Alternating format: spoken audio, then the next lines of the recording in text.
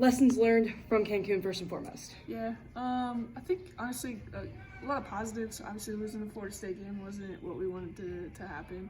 I think we all learned a little bit about what we need to do differently in the stretch, mostly myself included, in that game. I liked the way we responded with only short prep for both Florida State and Oklahoma State. I thought we did a good job of being able to follow a game plan in a short amount of time. Against really uncommon opponents. I know we played Florida State last year, but different head coach, different team altogether.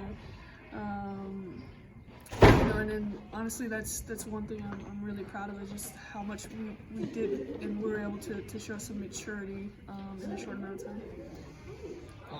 With several different players who can contribute scoring-wise, how do you guys work on distributing the ball and finding the hot hand throughout the games? I think we just play basketball. Obviously, Laisha's somebody who is going to score the ball a lot for us. And obviously want to get Caitlin going the best we can. And then everybody else is, sometimes it's going to be Madison, maybe Cass gets hot, maybe Jayla Abby off the bench. I think it's just the makeup of our basketball club. And then being able to handle, hey, when one guy has it going, it's not because you're not doing anything wrong, we're just going to ride the hot hand, and I think we got a group that kind of understands that.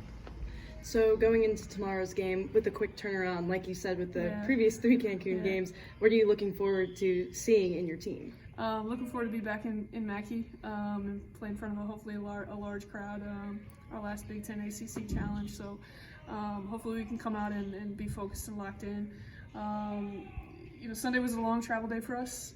We came in yesterday, we watched some film, and we're pretty light on the court, so we'll get after it a little bit today and like our game plan and trust our group will be able to be mature enough to put it together in a short turnaround.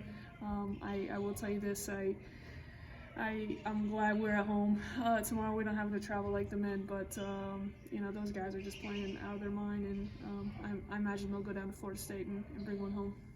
Awesome. Is that going off that, how much of the other Purdue sports did you watch in Cancun? So I watched a little bit of the game in the bucket game after our game.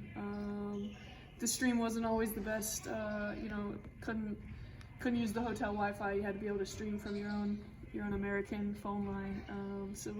But that worked. And then on the plane ride home, able to watch the Duke game and. With our guys, they just balled out, and good luck to Dave and the volleyball team this weekend, and Jeff and his guys on Saturday. But it's a really good time to be a Boilermaker.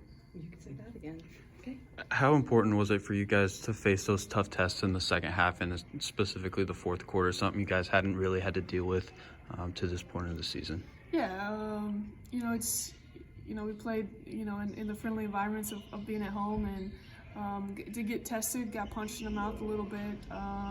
Didn't respond to it against Florida State. I thought they played a lot more desperate than we were down the stretch, having lost the game before. And I still think we put ourselves in a position to win. We just couldn't quite finish the game. And then being able to Saturday's game was like a roller coaster with Oklahoma State, but we dug down enough on the defensive end, got some rebounds, and Ava was huge. Coming in and providing us a punch to be able to knock our free throws down, and came out on top. And 2-1 is way better than 1-2. Perfect. All right.